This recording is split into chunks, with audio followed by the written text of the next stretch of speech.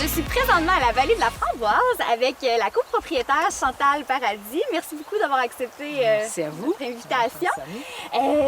Ça a commencé, vous avez la terre ici depuis 1983, mais vous aviez, comme vous m'expliquiez un peu plus tôt, vous n'aviez pas autant de grandeur, là, autant de superficie. Non, en fait, en 83, c'était une terre qui était déjà comme plus beaucoup cultivée. Là. Les parents avaient cessé de cultiver depuis plusieurs années. Donc, il y avait beaucoup de travail à faire sur la terre, là, des clôtures de broches arrachées, des digues de roches enterrées, il y avait plein de travail. Fait que Jean-Paul a acquis ça en 83, on a travaillé un petit peu la terre, on a essayé d'autres cultures. Jean-Paul, votre mari, oui, c'est qui ça. est aussi copropriétaire. Exactement, c'est ça. Et on a essayé la pomme de terre, mais ça n'a pas été un succès.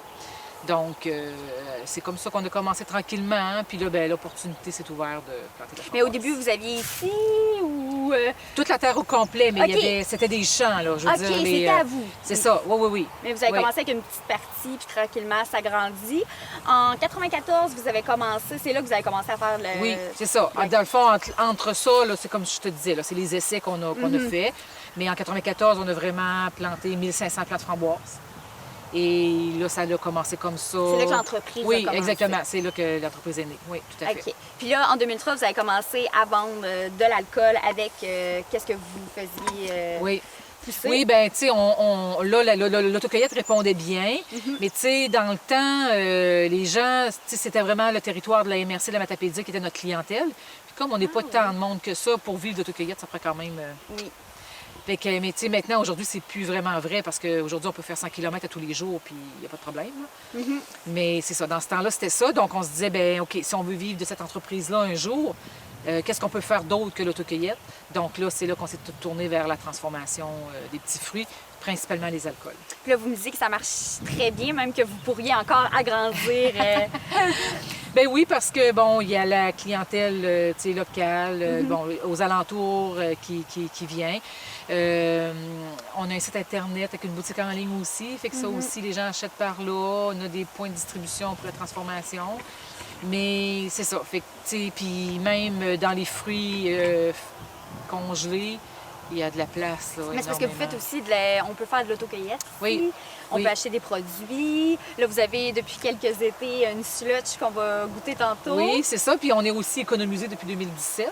OK. Donc, ça, on fait de la visite guidée, qui n'en aura probablement pas cette année là, à cause de la situation pandémique. Là. Oui. Mais sinon, normalement, on fait de la visite guidée tous les jours, des dégustations. C'est la même chose. Ça a été mis sur pause là, pour 2020. Tout va fonctionner cet été, sauf la visite guidée. Exactement.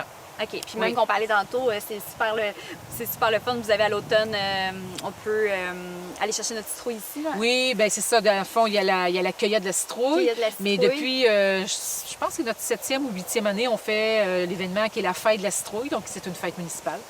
Donc, on a vraiment un comité, puis on travaille fort pour développer la citrouille, des recettes, comment on la cultive. On fait même un repas qu'on prépare nous-mêmes, le comité, pour... Ah oui. Donc, cette année, peut-être pas à cause de la pandémie. Cette année, non. Il va y avoir de la cueillette de citrouille. Oui. Probablement qu'on va faire quelques petites activités quand même ici, là. Mais ce ne sera pas la grosse horaire là, comme on avait l'habitude de faire. Mais c'est ça, on va se reprendre en 2021. Mais oui, puis comme vous m'avez dit, vous avez quand même 20 employés. Oui, l'été, on monte à minimum 20 employés. Là, oui, c'est ça, exactement.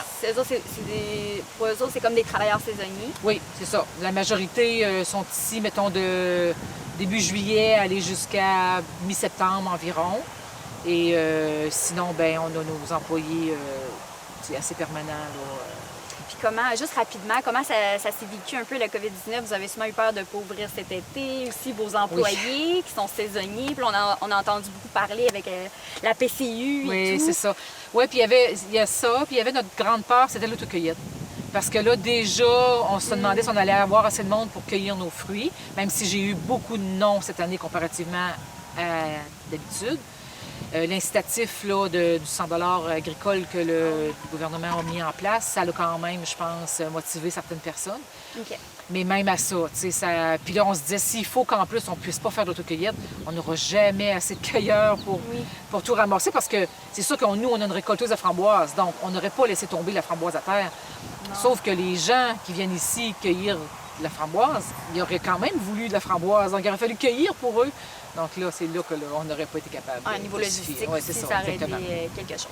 Donc, oui, j'aimerais que vous me parliez des différents produits qu'on peut trouver ici, qu'on peut acheter. Comme il y a différents alcools, il y a une slush. Oui, dans le fond, nous, on a 7 produits alcoolisés, partant du vin aux apéros, digestifs, mousseux, framboise, cassis, bleuet, groseille.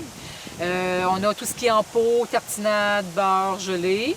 On fait des pâtes de fruits. On fait aussi des tartes aux fraises, tartes aux framboises. Quand on est dans des bonnes années de bleuet, on fait tarte au bleuet.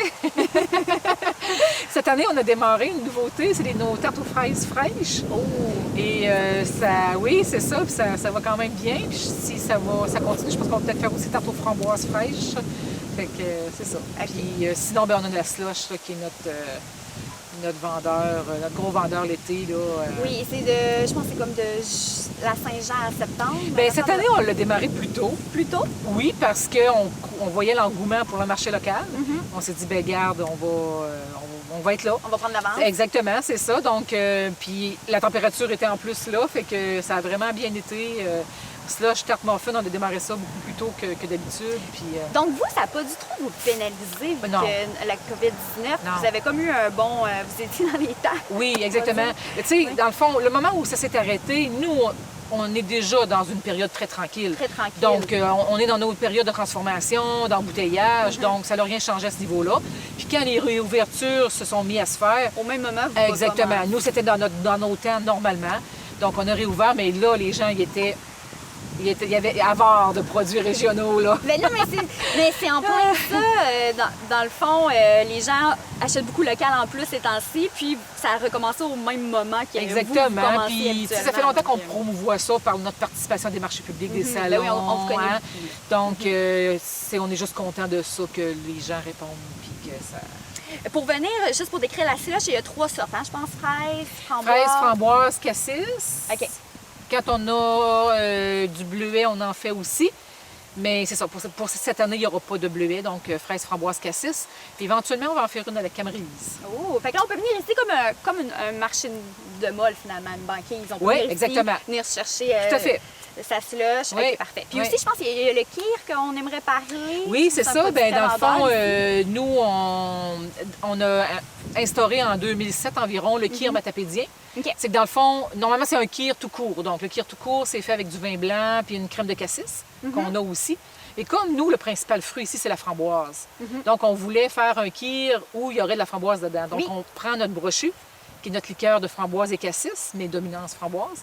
Donc, c'est avec ça qu'on fait le kir et on l'a nommé matapédien parce qu'il est vraiment typique à nous. Donc, dans les restaurants de la vallée, dans la région de Matane, de Rimouski, si vous recevez un kir matapédien, c'est parce que c'est fait avec notre brochu. Non, mais ça goûte vraiment pas artificiel, ça goûte vraiment la framboise. C'est la même chose pour fraises, cassis. Mais tu sais, quand t'as envie d'une molle, une molle après tu fais le masse, c'est sucré. Ça, c'est parfait.